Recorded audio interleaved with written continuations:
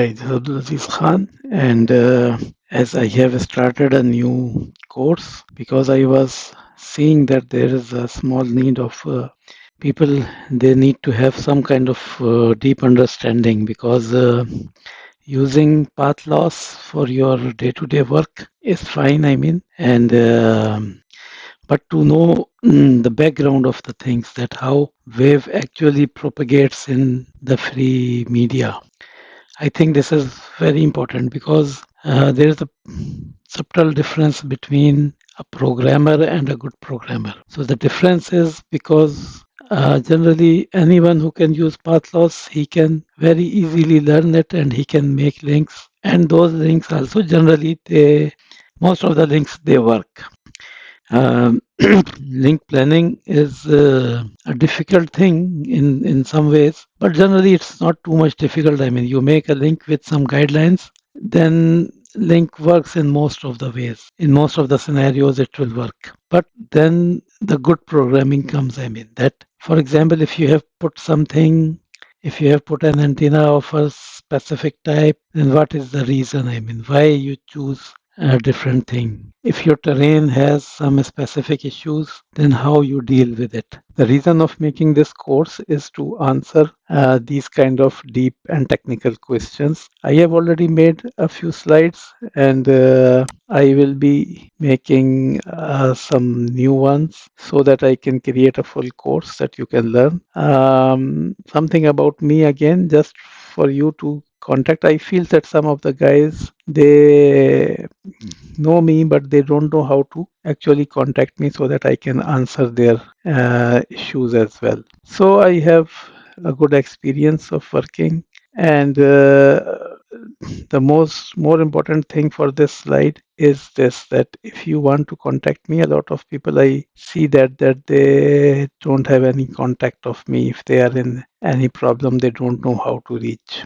So you can directly email me on my email ID. I generally reply quite quickly, and you can connect with me on LinkedIn. I have a YouTube channel. You can watch lots of my videos. Social media, Facebook, I'm a kind of active, but not too much. So this was just to show you that if you want to connect, I will put this email ID in my description of the video as well, so that you can copy the email ID from there as well. And if you have any question, if you're having any problem, then you can always contact me. So this course is basically a link planning course. If you don't know the objectives of link planning, then this is also one of the reasons that some of the guys, they remain confused, maybe for the whole of their life. Because if you're doing something, sometimes even doing something does not really mean that you know everything about it. Even like I did it for many years. I'm teaching it. I'm quite involved with a lot of guys, but still, frankly speaking, I'm also a student. I'm not a guru or anything. I am also learning. I learn every day. A lot of times I connect with some very new guys, and while telling him something, then because of his questions and other thing, I learned a lot. So learning is basically when you start telling people, then you start learning because they give you some kind of feedback. So that's why I also ask the viewers that if you can give some kind of feedback or you can ask some questions, then that they will be great for me. So the main objective of link planning is not to plan a very strong link, because that is not difficult. That is the most easiest part. If you want to plan a very strong link which will never go down, then that is not a problem, I mean. But most of you will be thinking that what this guy is saying, I mean, he's saying some kind of nonsense. But no, the problem happens when you have constraints, because basically in an ideal environment, for example, you have an ideal environment, you have an ideal type of antenna, you have an ideal type of link size, the path length, you have the best kind of everything. I mean, the best radio, best team, best people, short length, you have abundant frequency, abundant everything. Then making a very strong link is a piece of cake, I mean, because everything is in favor of you.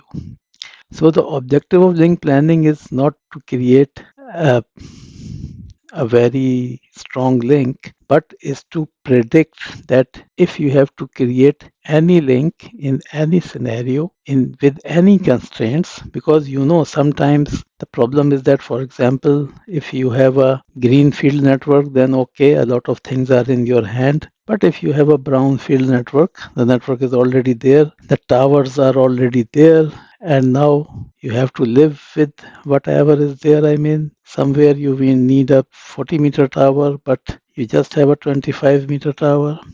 Somewhere you need something, you don't have that. Some place has a lot of atmospheric issues. I mean, you have a lot of rain, or you have to cross a water body. So then you have to predict that, okay, now whatever is there, whatever is there, but the link that I'm planning will give you this 97% of availability, or 98% availability, or 99, or 99.999, which is the most desired one. But the only thing is that you don't have to just plan a link, you have to accurately predict that this link will be available for this much of time.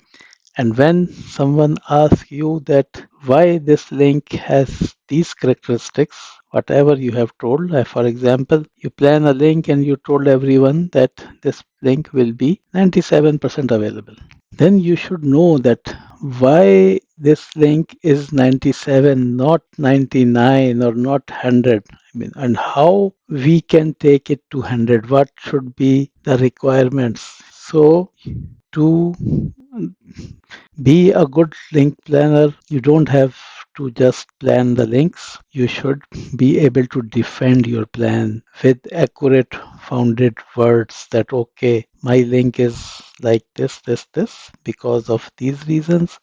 And if these reasons can be removed, I can plan a link which should be having some better performance. So, coming back to the subject, so the objective of link planning is to accurately predict the link outage time.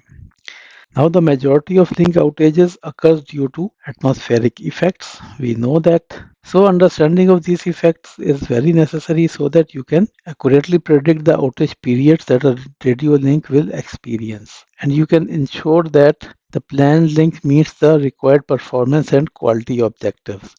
So you can say there are two parts. First part is that you can predict that, okay, this link may be down at these times because of these reasons. Number two is that you should have some idea of the ITU performance and quality objectives, and then you can ensure that the plan links meets which of the quality. And if a link cannot be planned as per the quality standards, then you should have the plan B, or you should have the reasons that, okay, this link, it cannot be planned with a high quality because of these things, and if we mitigate these issues, then this link will also be in a good position. So I hope that we are starting this with a clear mind, that we need to learn the radio propagation, and we need to be sure that what are the planning objectives and how they are achieved. So I will take you through almost everything, and the way of these videos should be that I will start with some very small slides like this one,